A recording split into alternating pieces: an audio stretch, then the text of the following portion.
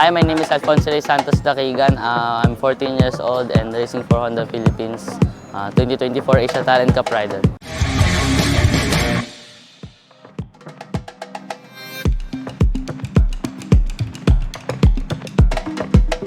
We're here at Carmona Racing Circuit, Carmona Racetrack for the Honda Pilipinas Dream Cup selection event with these young riders. The 18 young riders and 12 will be selected for the 2024 season.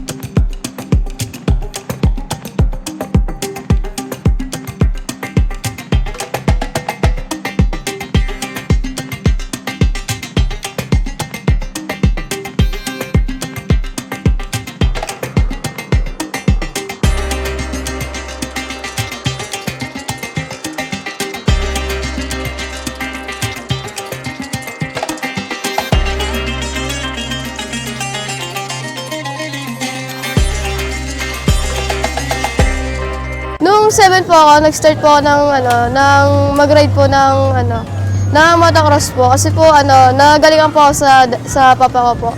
Parang, po ako, nung sinama niya po ako sa may racetrack po ng motocross, parang po, nagano po yung katawan ko sa motor po.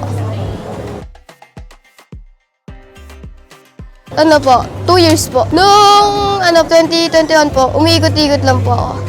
Tapos nung sinama po ako ni Papa na mag-racetrack po, doon po ako nakapag-practice kasi paano po mag-balance.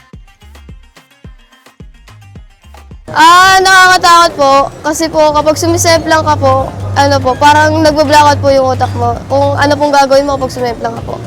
Tapos po, minsan po nakakatawa po kasi kapag nananalo ka po,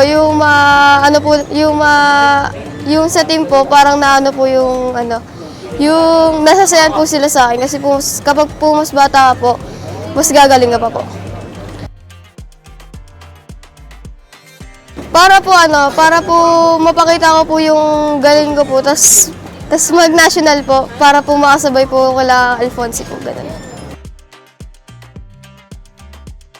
Kung makukuha po ako, pwede po ako lumakas, tas pwede po ako mag-improve kung gaano po ako kabilis, tas yung mga late breaking ko po. Ang inahabol po namin is Asia Talent Cup po. Okay naman po, mabilis po, parang lang po, tas hindi po siya mabigat po. Sa tingin niyo po mabigat lang po, pero po hindi po kapag binaba niyo po siya. Mag-ingat lang po sa mga karera, wag po agad bumanat-banat. Kasi po yung buhay lang po natin isa lang po.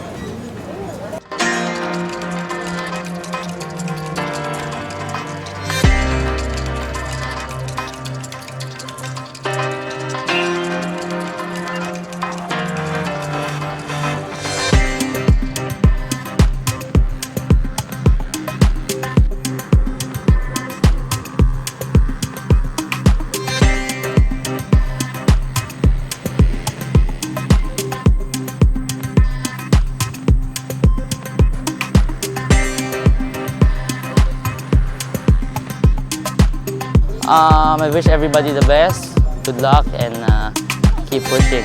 And to anyone who wants to join the Honda Pilipinas Dream Cup next time or anytime, the doors are always open for Honda, and I wish you all good luck and keep pushing. Thank you. Hi, my name is Carson Jacob T. Solis. Enjoy your lifestyle on race.